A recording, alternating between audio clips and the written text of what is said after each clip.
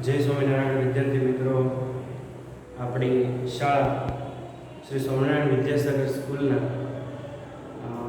Online YouTube ચેનલની અંદર હું ફરી એક વખત આપ સર્વેનું હાર્દિક સ્વાગત કરું છું. ધોરણ 10 વિષય સામાજિક વિજ્ઞાનની અંદર આપણે પાઠ 8 કુદરતી સંસાધનોનો અભ્યાસ છે કરતા એનું રિવિઝન પુનરાવર્તન છે આપણે આગળ બે ભાગની અંદર કર્યું. એની અંદર આપણે પ્રસ્તાવના ઉપરાંત જે કુદરતી સંસાધનો છે એનો ઉપયોગ શું છે, એનું વર્ગીકરણ શું છે અને એનું સંરક્ષણ છે આપણે કઈ રીતે કરી શકીએ એનો ખ્યાલ છે એ આપણે આગળના બે ભાગની અંદર મેળવો. ત્યાર પછી આજે ભાગ 3ની અંદર આપણે જે જમીન નિર્માણ, જમીન અને જમીનના પ્રકારો વિશે આજે આપણે અભ્યાસ છે આગળ ચલાવવાનો છે. તો જોઈએ કે શું જમીન નિર્માણ છે, જમીનનું નિર્માણ છે કઈ રીતે થતું હોય છે.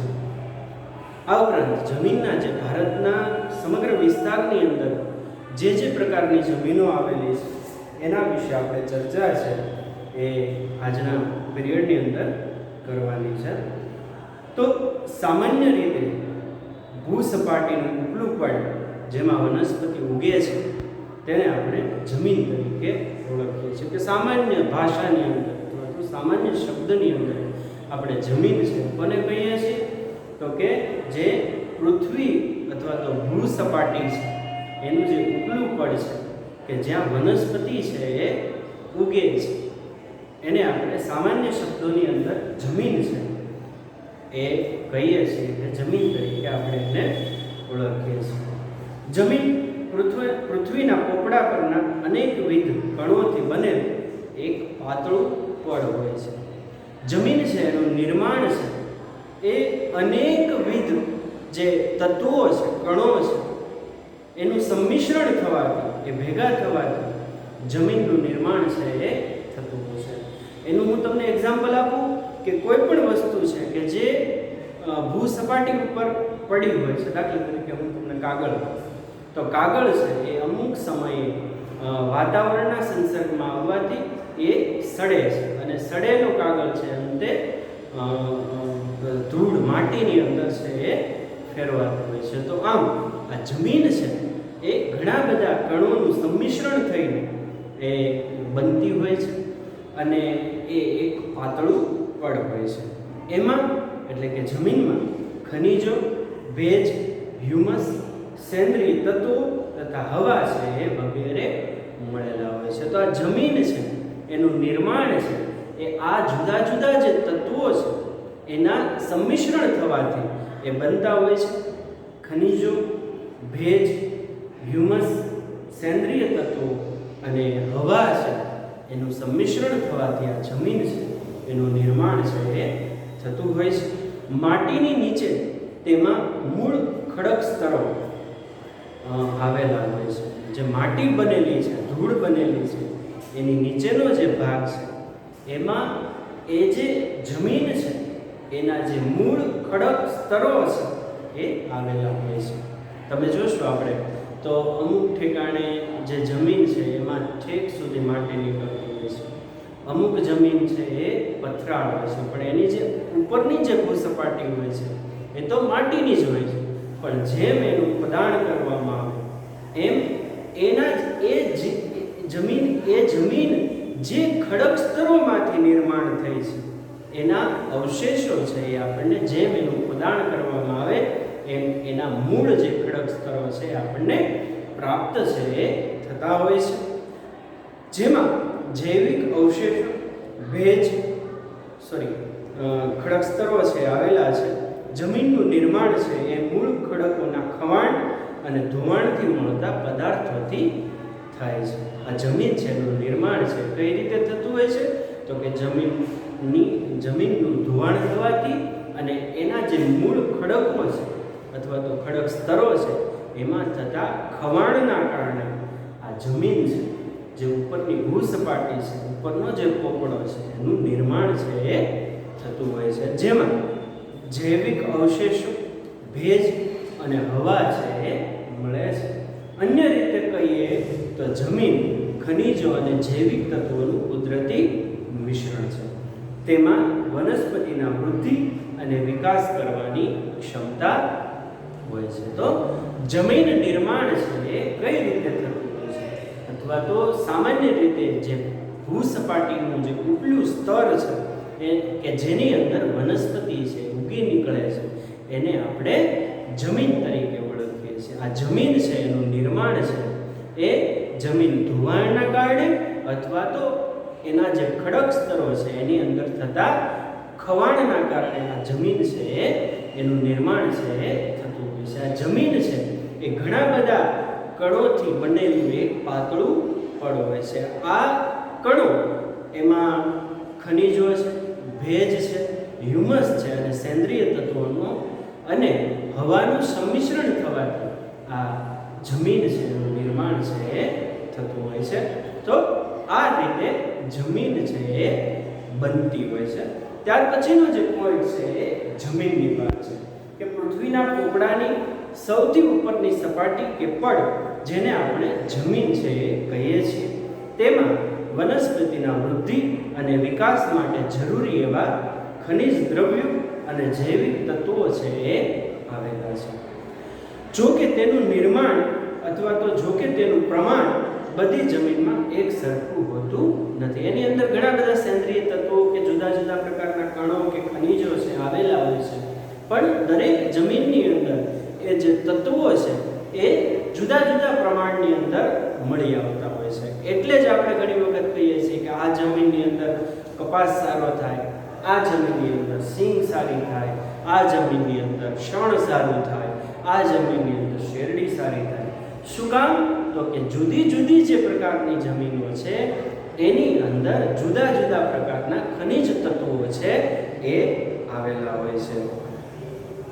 તેમાં વનસ્પતિના વૃદ્ધિ અને વિકાસ માટે જરૂરી એવા ખનિજ દ્રવ્યો અને જૈવિક દ્રવ્યો છે આવેલા છે. જો કે તેનું પ્રમાણ છે એ બધી જમીનની અંદર એક સરખું હોતું નથી. આમ જમીન એટલે સેન્દ્રિય પદાર્થ યુક્ત ઝીણા કણોવાળો પોચો ખડક પદાર્થ, અર્થાત ભૂપૃષ્ઠ પરના માતૃખડક અને વનસ્પતિ દ્રવ્યોના મિશ્રણથી બનતા અસંગઠિત પદાર્થોનું પડ કે સપાટી કે જેને આપણે જમીન તરીકે ઓળખીએ છીએ. કે ભૂપૃષ્ઠ પરના જે માતૃખડકો છે એના અને વનસ્પતિ દ્રવ્યોના મિશ્રણથી જે અસંગઠિત પદાર્થોનું જે પડનું નિર્માણ છે એ થાય છે એને આપણે જમીન છે કહીએ છીએ.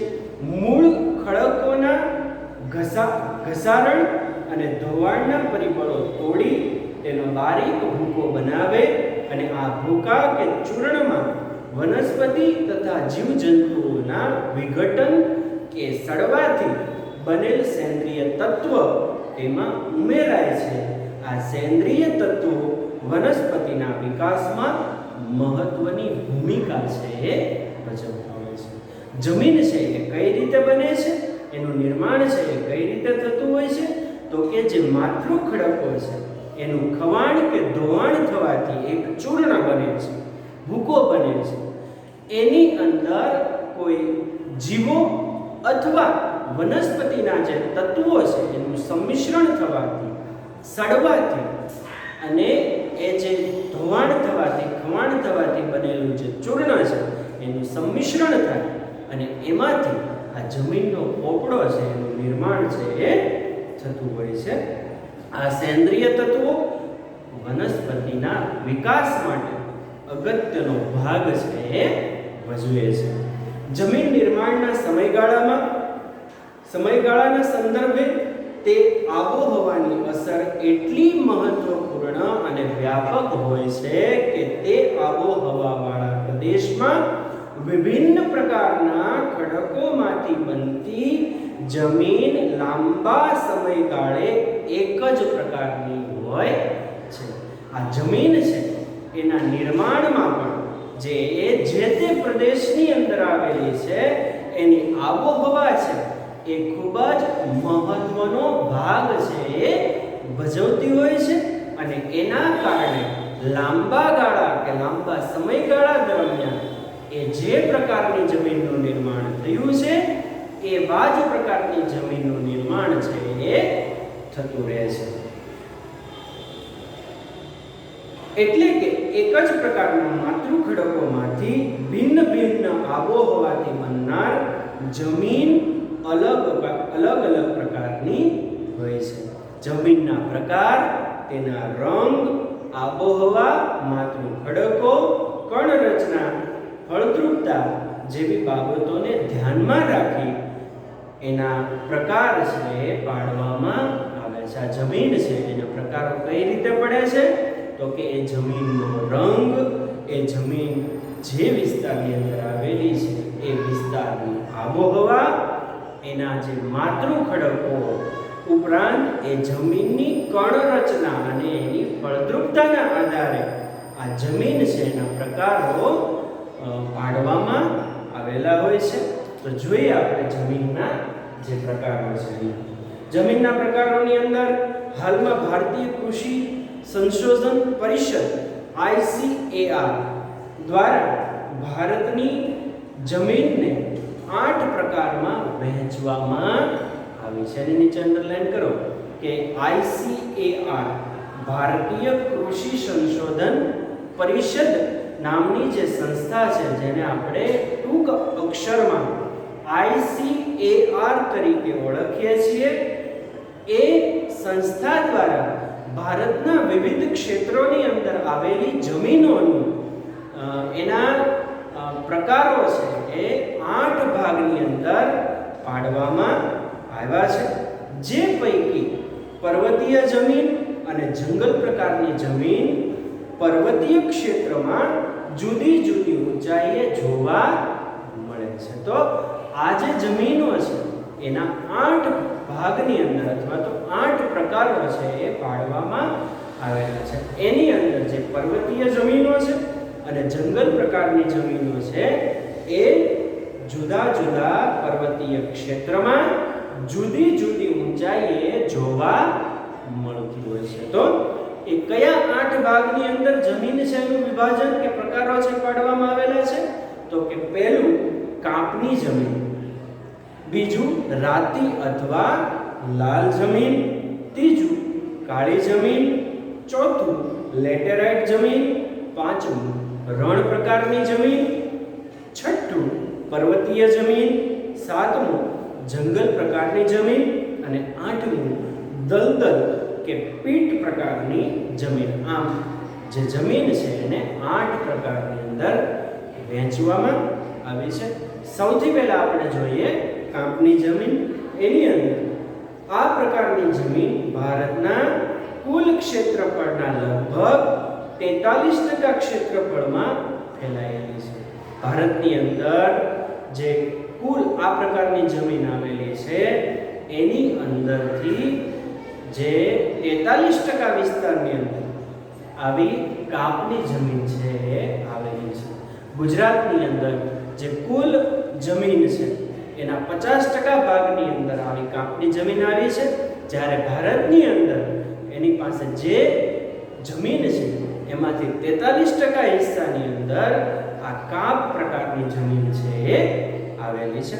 પૂર્વમાં બ્રહ્મપુત્ર ખીણથી શરૂ કરી પશ્ચિમમાં સતલુજ નદી સુધીનું ઉત્તર ભારતનું મેદાન, એટલે કે પૂર્વની અંદર બ્રહ્મપુત્ર નદીની જે ખીણ પ્રદેશ છે ત્યાંથી શરૂ કરી પશ્ચિમની જે સતલુજ નદી સુધીનું જે ઉત્તર ભારતનું જે મેદાન છે એમાં આ પ્રકારની જમીન આવી છે. આ ઉપરાંત દક્ષિણ ભારતમાં નર્મદા, તાપી, મહાનદી, ગોદાવરી, કૃષ્ણા અને કાવેરીના જે ખીણ પ્રદેશમાં અને તે પૈકી મહાનદી, ગોદાવરી, કૃષ્ણા અને કાવેરીના જે મુખ ત્રિકોણ પ્રદેશમાં આ પ્રકારની જમીન છે એ આવેલી છે. ભારતની અંદર ક્યાં આ પ્રકારની જમીન આવેલી છે? તો કે પૂર્વના સતલુજ નદીના ખીણ પ્રદેશથી માંડી પશ્ચિમના જે સતલુજ નદી છે એના પૂર્વની અંદર બ્રહ્મપુત્રની ખીણથી લઈને પશ્ચિમમાં સતલુજ નદીનું જે ઉત્તર ભારતનું મેદાન છે ત્યાં, આ ઉપરાંત દક્ષિણ ભારતની અંદર નર્મદા, તાપી, મહાનદી, ગોદાવરી અને કૃષ્ણા કાવેરીમાં ના જે ખીણ પ્રદેશ છે, એનો મુખ ત્રિકોણ પ્રદેશ છે, એની અંદર આ કાપ પ્રકારની જમીન છે ભારતની અંદર આવેલી છે. કાપની જમીનનું નિર્માણ નદીઓ દ્વારા નિક્ષેપિત કાપને આભારી છે. આ કાપની જમીન છે એનું નિર્માણ છે કઈ રીતે થાય છે? તો કે નદીઓનો જે વહન માર્ગ છે એની અંદર આવેલી જે એનો વહન માર્ગની અંદર રહેલા જે ખડક સ્તરો છે એનું ધોવાણ થાય છે, એનું ખવાણ થાય છે, અને એ જે એમાંથી જે કાપ બને છે એ નદીના પાણીના પ્રવાહની સાથે તણાઈને આ મેદાની પ્રદેશની અંદર એ ઠરતો હોય છે, અને એના દ્વારા આવા કાપની જમીનનું નિર્માણ છે થતું હોય છે. એટલે કે નદીઓ છે પોતાની સાથે જે કાપ છે એ લઈને આવે છે અને એ મેદાની પ્રદેશની અંદર નિક્ષેપિત કરે છે, પાતરે છે. એનાથી આ કાપ પ્રકારની જમીન છે એનું નિર્માણ છે એ થતું હોય છે અને એને આભારી હોય છે. આ જમીનમાં પોટાશ, ફોસ્ફરિક એસિડ અને ચૂનાનું પ્રમાણ વધારે જોવા મળે છે. એની નીચે અંડરલાઈન કરો કે કાપની જમીન છે એની અંદર કયા તત્વોનું પ્રમાણ છે એ જોવા મળે છે. તો એની અંદર પોટાશ, ફોસ્ફરિક એસિડ અને ચૂનાનું પ્રમાણ છે એ જોવા મળે છે. તો કાપની જે જમીન છે એ ભારતના 43% વિસ્તારની અંદર આવેલી છે. આ નદી છે મુખ્યત્વે પૂર્વમાં જે બ્રહ્મપુત્રા નદીનો ખીણ પ્રદેશ છે ત્યાંથી લઈને પશ્ચિમમાં સતલુજ નદીના ખીણ પ્રદેશ સુધી પથરાયેલી છે. આ ઉપરાંત દક્ષિણ ભારતની અંદર નર્મદા, તાપી, ગોદાવરી, કૃષ્ણા અને કાવેરીનું જે મુખ ત્રિકોણ પ્રદેશ છે એ વિસ્તારની અંદર આ કાપની જમીન છે એ આવેલી છે. આ કાપ પ્રકારની જમીન છે એનું નિર્માણ છે એ નદીઓ દ્વારા નિક્ષેપિત કાપના કારણે આ જમીન છે એનું નિર્માણ છે એ થતું હોય છે. આ જમીનની અંદર જે તત્વો જોવા મળે છે એની અંદર જે પોટાશ છે, ફોસ્ફરિક એસિડ છે અને ચૂનાનું પ્રમાણ છે એ વધારે જોવા મળે છે. જ્યારે નાઇટ્રોજન અને હ્યુમસની માત્રા ઓછા પ્રમાણમાં જોવા મળે છે. તો આની અંદર આ કાપ પ્રકારની જમીન છે એની અંદર પોટાશ, ફોસ્ફરિક એસિડ અને ચૂનાનું પ્રમાણ છે વધારે જોવા મળે છે, તથા નાઇટ્રોજન અને હ્યુમસનું પ્રમાણ એની અંદર એની હાજરી છે પણ એનું પ્રમાણ છે એ ખૂબ જ ઓછું જોવા મળે છે.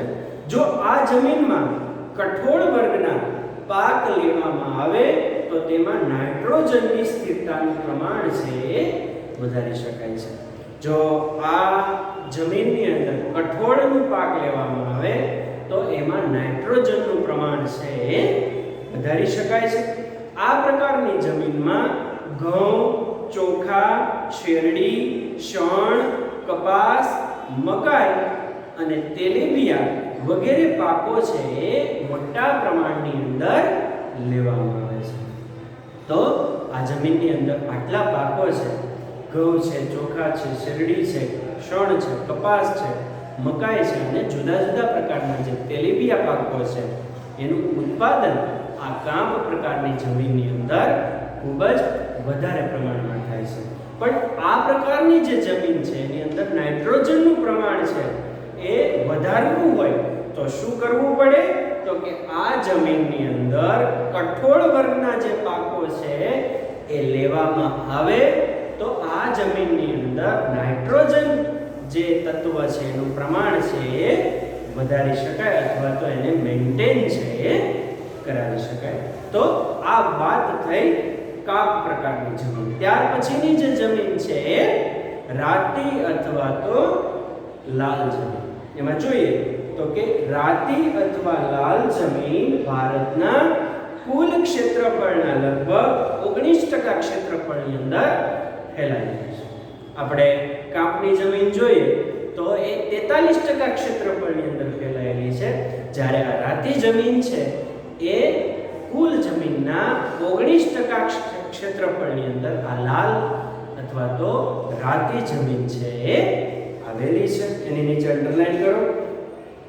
આ જમીન છે ક્યાં જોવા મળે છે તો કે દક્ષિણના દ્વીપકલ્પમાં તમિલનાડુથી માંડીને ઉત્તરમાં બુંદેલખંડ સુધી અને પૂર્વમાં રાજમહેલની ટેકરીઓની પશ્ચિમમાં કચ્છ સુધી તે વિસ્તરેલી છે. આ જમીન છે ક્યાં આવેલી છે તો કે દક્ષિણના દ્વીપકલ્પમાં જે તમિલનાડુથી માંડીને બુંદેલખંડ સુધી અને પૂર્વમાં રાજમહેલની ટેકરીથી માંડીને પશ્ચિમમાં કચ્છ સુધી આ જમીન છે રાતી જમીન છે એ પથરાયેલી છે. રાજસ્થાનમાં કેટલાક વિસ્તારોમાં આ પ્રકારની જમીન છે એ જોવા મળે છે. રાજસ્થાનના પણ કેટલાક વિસ્તારોની અંદર આવી રાતી જમીન છે એ જોવા મળે છે.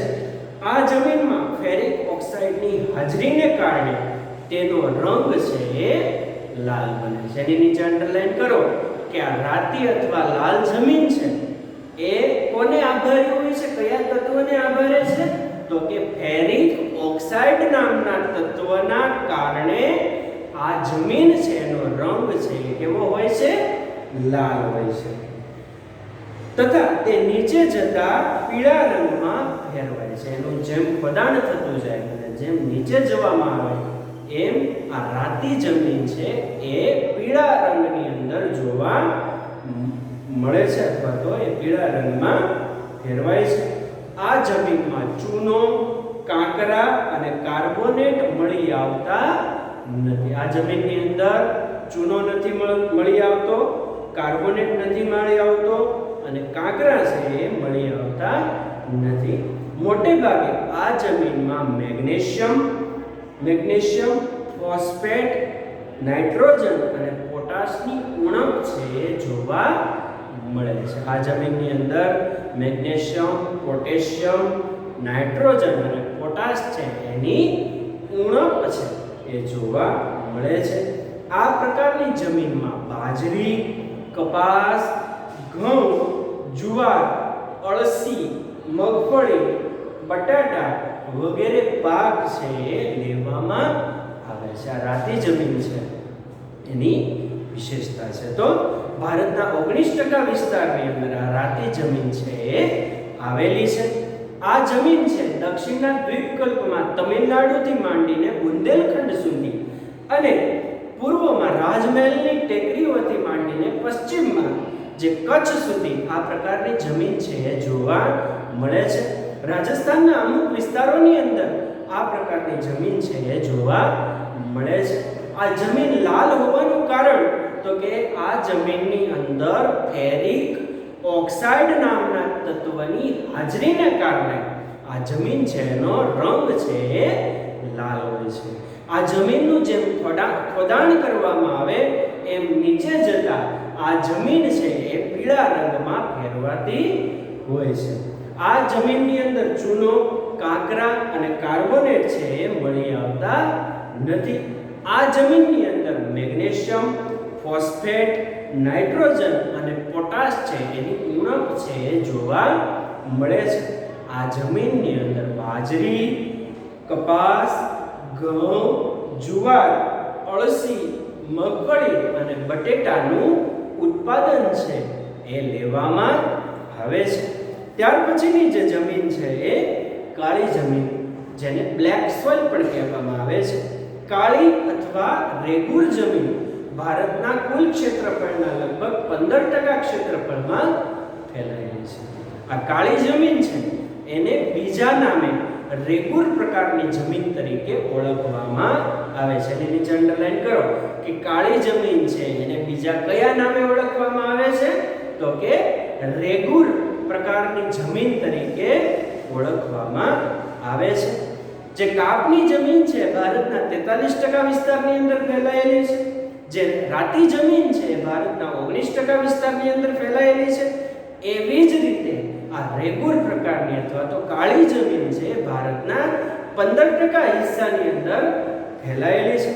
આ જમીનનો ઉદ્ભવ દખણના લાવાના પથરાવાથી થયો છે. આ જમીન છે એનું નિર્માણ શા માટે થયું છે અથવા તો કેવી રીતે થયું છે તો કે દક્ષિણની અંદર આવેલા જ્વાળામુખી ફાટવાના કારણે અને એમાંથી જે લાવા નીકળ્યો છે એના ઠરવાને કારણે આવી જે જમીન છે રેગુર જમીન છે એનું નિર્માણ છે એ શક્ય બન્યું છે.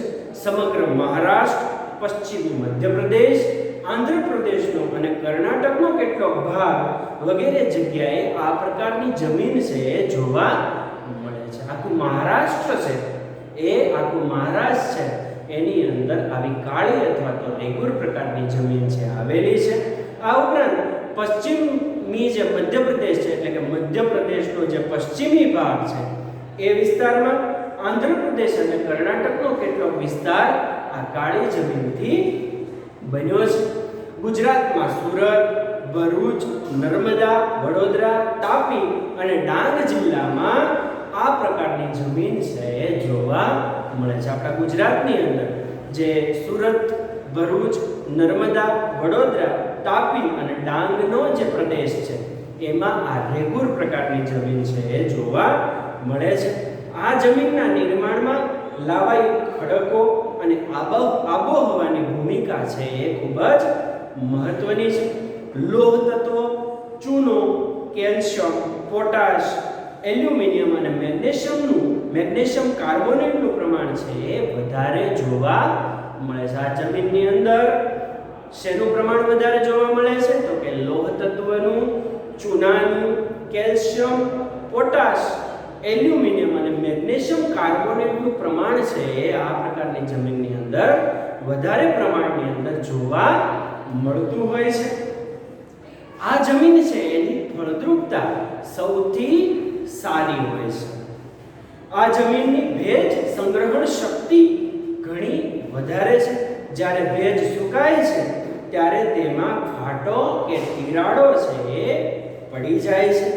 આ પ્રકારની જમીનમાં કપાસ, અળસી, સરસવ, મગફળી, તમાકુ અને અડદ જેવા કઠોળ વર્ગના પાકો છે એ લેવામાં આવે છે.